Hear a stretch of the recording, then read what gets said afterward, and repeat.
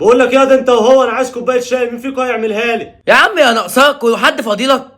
انا ماليش دعوه بحاجه، وانا مش هلبس في الاخر. يعني هي بقت كده يا ابن الجزمه انت وهي وهو؟ طب ماشي، انا هتعملوا كوبايه شاي انا هتعملوها. طب اقول لكم على حاجه، مين فيكم يعمل كوبايه شاي وادي له 100 جنيه؟ والله انا كنت هقوم، بس انا كنت بهزر معاك. اروح انا بقى. لا انت عبيط، اقعد يا. انا هروح انا هعمل لك كوبايه الشاي. يا بابا كوبايه الشاي دي من اسياد ست البيت، انا الوحيده بنت فيهم، يعني انا اللي هقوم اعمل لك كوبايه شاي.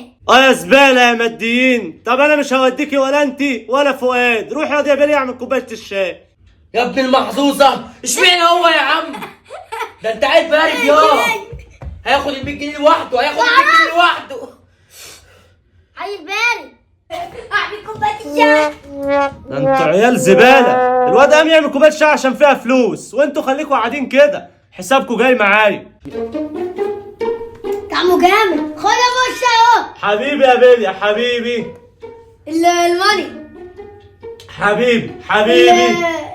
لا يا ما انت مش قلت لي هتديني 100 جنيه؟ طيب يا حبيب قلبي، هقبض الجمعيه وهديك 100 جنيه، ليك 100 جنيه في رقبتي. حبيبي كوبايه الشاي تحفه. يا عم انا عايز ال 100 جنيه دلوقتي، ماليش دعوه. انت بتعلي صوتك عليا اهو، انت عبيط.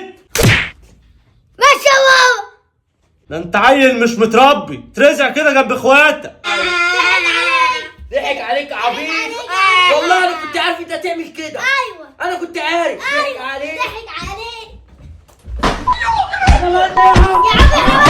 يا عم